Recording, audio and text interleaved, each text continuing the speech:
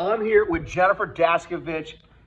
Okay, I think of the deviled egg, I think barbecue, but not just any barbecue, award-winning barbecue. Award-winning. Okay. Yes. But then I'm also kind of like, let's get some sweetness going. And not only award-winning barbecue, but an award-winning brownie. So we won the 2023 Tampa Heritage Fire Tour with our smoke. We put them on our smoker, brownies with a salted caramel candy bacon topping. See, Christina Tosi, you can do those flavors. They do work together because it's award-winning. You know, it's so funny you say that. Somebody told me not to put bacon with chocolate.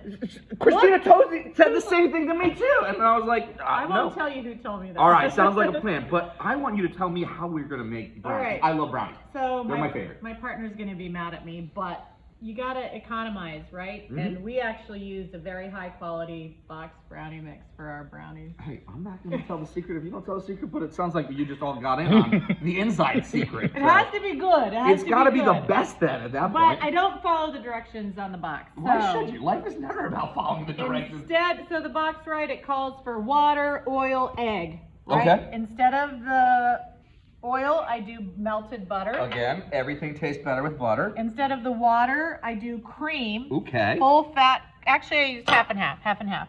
And instead of one egg, I do 2 egg yolks because it just makes it rich. I like fudge brownies. I like fudgy brownies. That's the way to do it. Like that is the way to have it right. And then you're gonna mix this up before you put your brownie mix in because you don't want to overwork your brownie mix. Totally. Right? All right.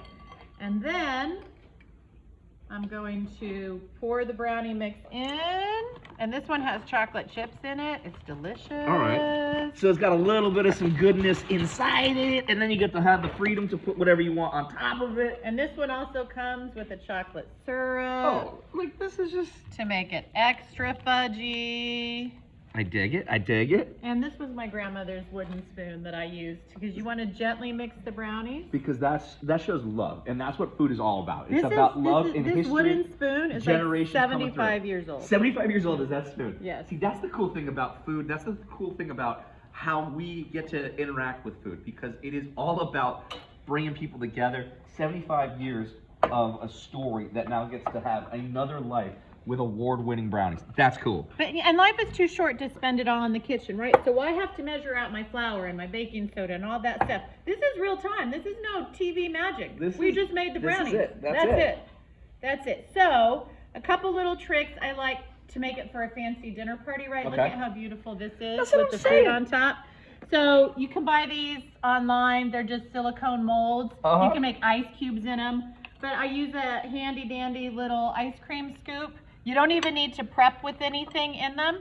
You just fill it in, you put it on a sheet pan, and you pop it in the oven. That's Which it. I And like it comes about out that. like this. And then you get to have that level of like control too, right? Because then everyone's like, hey, I got the same size, instead of like, hey, everyone's fighting for the corner piece. Well, like and I at my house. love ice cream scoops and baking, right? Because it's hard. This is a really thick, fudgy brownie. Look how Totally. thick it is. You can see it. You need like a friend to kind of like get that part, and like the ice cream scoop kind of gets you that bit. It does. And my favorite kitchen tool, one of them, we've talked about a lot of them, you and I, offset spatula, right?